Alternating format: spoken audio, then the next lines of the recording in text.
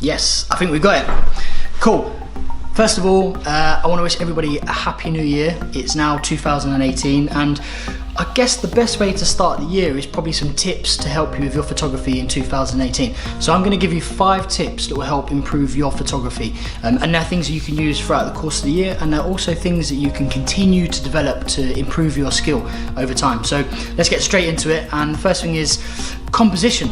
So when we talk about composition, we're looking at like our angles, you know, how we approach an image. So rather than just taking the straight up sort of direct on approach with an image, take a couple of seconds to consider about the angle or the composition. Like, how can you fill the frame better?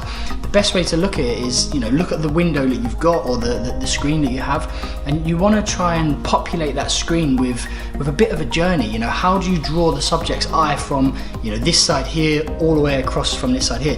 There's also the thing called the rule of thirds, and that's basically a grid within your camera, and it should have settings that allow you to switch on.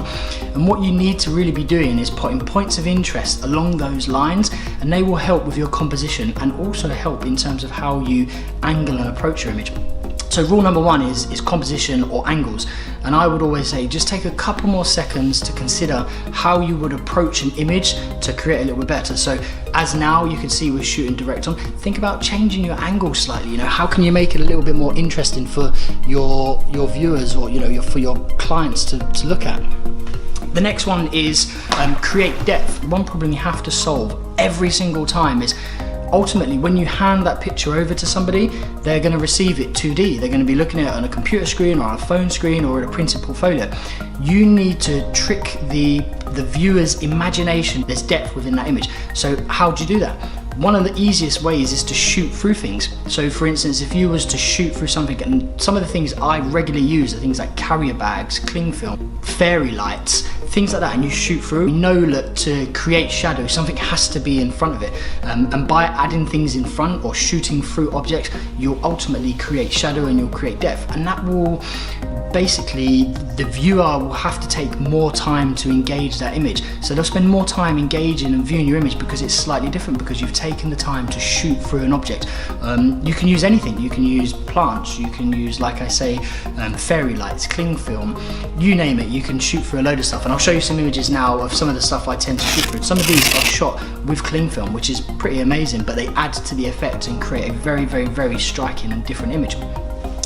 The next one is take your time and research. I mentioned it back with the first point. You know, when you're thinking about composition and angles, just take a little bit more time in everything you do. And the benefit of taking a little bit more time and researching is you'll get an understanding of what everybody else is doing. So for instance, the Eiffel Tower, I guarantee there are hundreds and thousands of very similar pictures taken in exactly the same way with the Eiffel Tower. If you spend a little bit of time researching those images and you spend a little bit more time in thinking about your composition and the angles you'd approach, you'll be able to produce an image that stands out from the rest of them and something that's totally unique to yourself. So very important one, and that's take your time and research things correctly. The next one is light. So light is the most important thing when it comes to taking a picture, because ultimately without light you wouldn't be able to take a picture. So wherever the light is, find it, whether it's a window, whether it's using a torch, whether it's using a bulb in a ceiling, whether it's using the LED on the back of your phone that would normally flash. Find light and use that to expose your image correctly. So for instance, if I was going to take a product picture and I was going to use daylight and it was a miserable day, I probably wouldn't take it on that day. I'd spend, you know, I'd wait for another day when the conditions were right, or I would get the lights to be able to do that. A key investment for any photographer would be a very simple basic set of lights, because once you have lights you can produce so much more. So for instance, in the background here we've got a couple of lights that you would use stereotypically in a portrait session, but it doesn't have to be that super complicated. You don't need hundreds of thousands of pounds worth of lighting gear to be able to produce good images.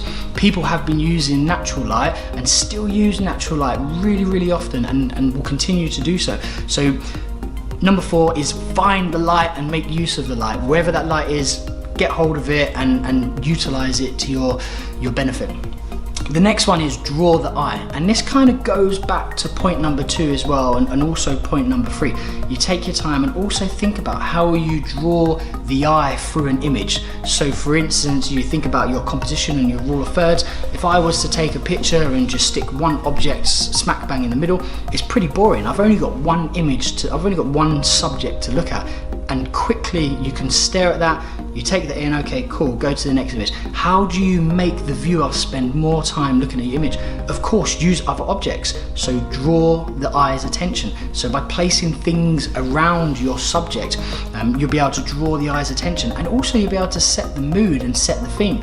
Combining that with the ability to shoot through stuff, all of a sudden you've got a much more interesting image, which I guarantee you will help your photography in 2018. So just to recap, in order to crush your 2018 photography game, my 5 tips are: composition, or think about your angles.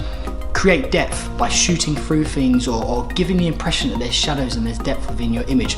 Take time and research. Think about what everybody else is doing and then do something totally different. Light. Find light. Wherever the light is, find the light and use it to your advantage. And the last one is draw the eye. How do you pull your viewer's eye across the scene and basically keep their attention for longer? Thank you very much for listening. Hopefully that's going to help your photography in 2018. If you have any questions, please pop them in the comments below. If you like this video, 100% subscribe, and also check out some of my other videos because you may find them useful. Cheers.